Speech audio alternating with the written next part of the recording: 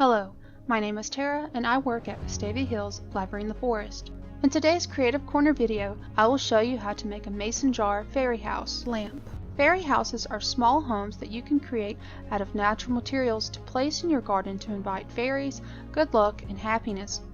Fairy houses can come in many shapes and many forms and can be made of anything.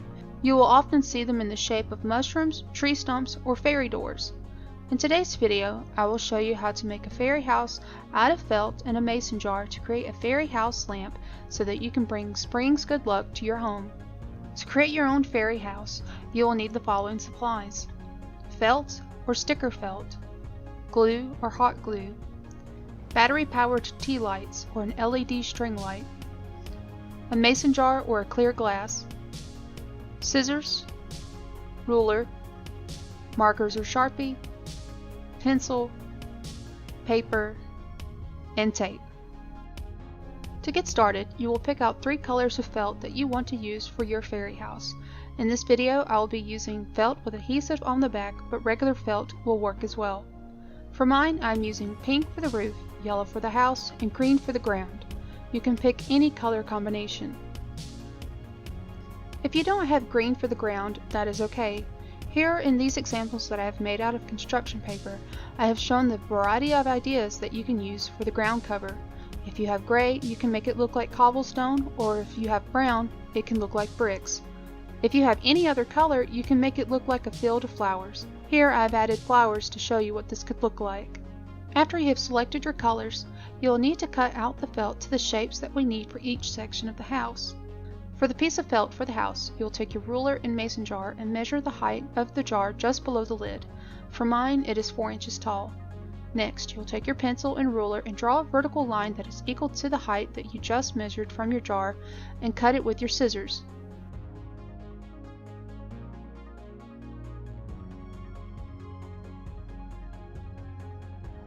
Next, take this piece of felt that you've just cut that is equal to the height and wrap it around your jar loosely. By doing this, you'll find the length of the felt that you will need. Mark this length onto the felt with your pencil. Next, you will add 1 inch to this length so that you have enough room to glue it on later. For my jar, the width was 10 inches long plus 1 inch. Once you know the width of your felt, you can cut off any excess felt. Set this to the side for now. Before cutting the piece of felt for the roof, you will need to decide the height and angle of your cone-shaped roof.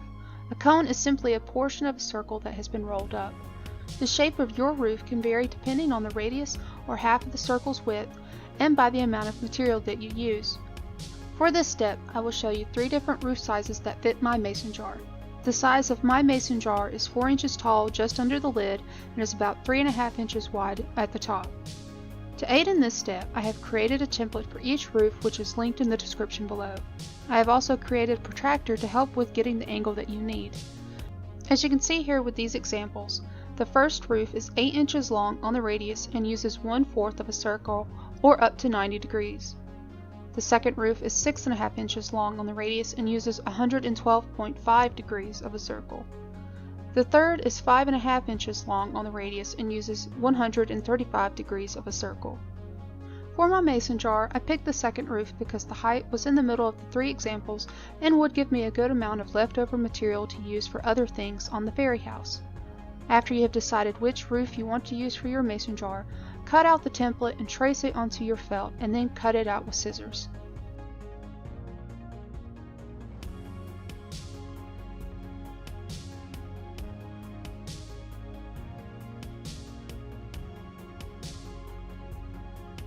Next, you will need to cut out the piece of felt for the ground. This will be used to hide the bottom of the mason jar.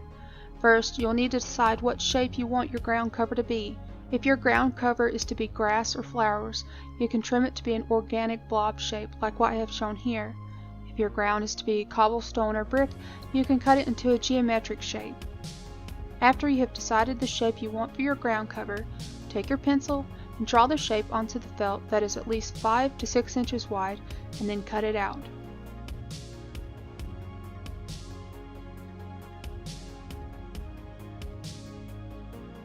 Set this piece of felt to the side for now. After you have all of these pieces of felt cut out, you can start decorating them by using markers, leftover pieces of felt, and cutting out shapes into the felt. Before you can decorate the house section, you'll need to decide what your windows and door will look like and what shape they will be. In the 3 examples I have made here from construction paper, I did each window and door in a different style to give you an idea of what your fairy house could look like. After you have decided the shape you want for your door, draw the shape onto the felt, keeping in mind where you want the hinge of the door to be. Next, take your scissors and cut the door open, leaving the hinge attached. For the door on my house, I did a simple arched door opening with a hinge on the right side. Using markers or even leftover felt if you have it, you can add a different color to the door and add little details like hinges or wood strips like I have shown here. I used some pink felt and created a trim to go around the door and placed the leftover pink felt from the inside on the other side of the door. I then used a brown marker to change the color of the door to brown and used dark purple and red to add wood textures to the door.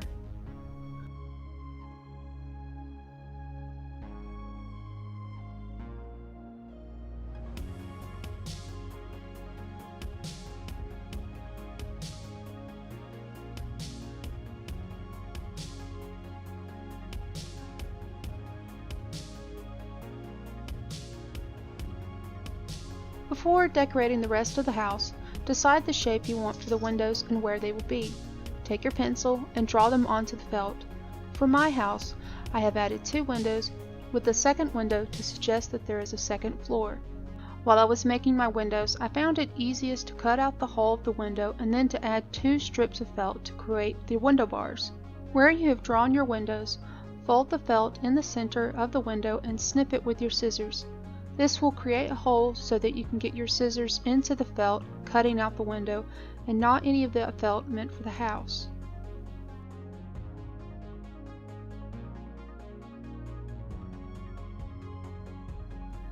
After the hole for the window is cut out, take some of the leftover felt from the roof or ground and cut 2 strips of felt and glue them to the back of the felt like I have shown here. Next, cut out a ring to be the border of the window and glue it to the front. To help get an exact match of your window frame, you can trace the pieces of felt that you cut out from the window from before. For my windows, I drew them to look like wood knots, cutting out a circle in the middle.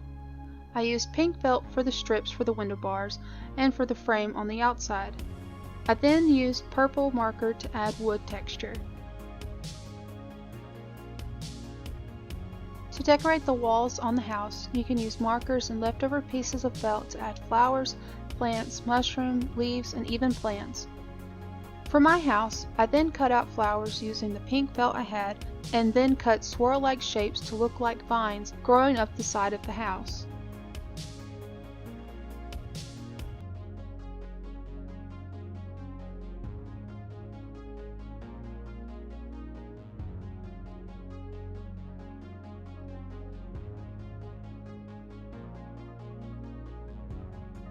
Next, for the roof, using hot glue, roll the felt into a cone shape and add a line of glue to one edge and press the other edge to it.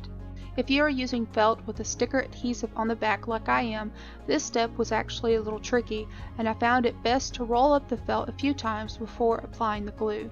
Once this dries, set this piece to the side for now.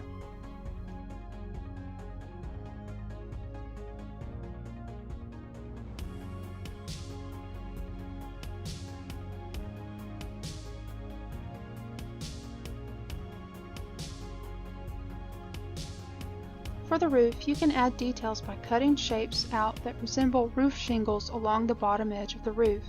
If you have leftover felt, you can also cut out pieces to look like flower petals, individual shingles, or even cut a circle to look like spots on a mushroom, like in the example that I have here.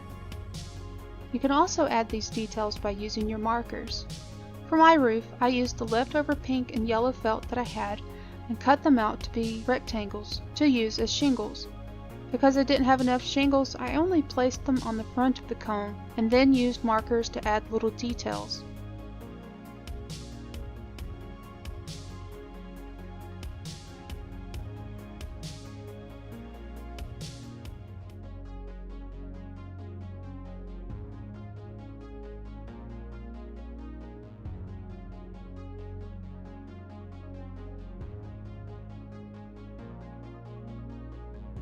For the ground cover, one idea that you can do is cut leftover felt to look like a path to the door, or flowers, or even stones. If your ground cover is green, you can use markers to add dashes to look like grass. If it is gray, you can add oval shapes to make it look like cobblestone. If it is any other color, you can add flowers of that same color to make it look like a field of flowers. If you do add any extra pieces of felt, be sure not to place anything in the center. For my ground cover, I took a piece of yellow felt and used a brown marker to make it look like a dirt path. I also made little flowers from the pink felt and placed them randomly on the ground, and then I used a pink marker to add more flowers.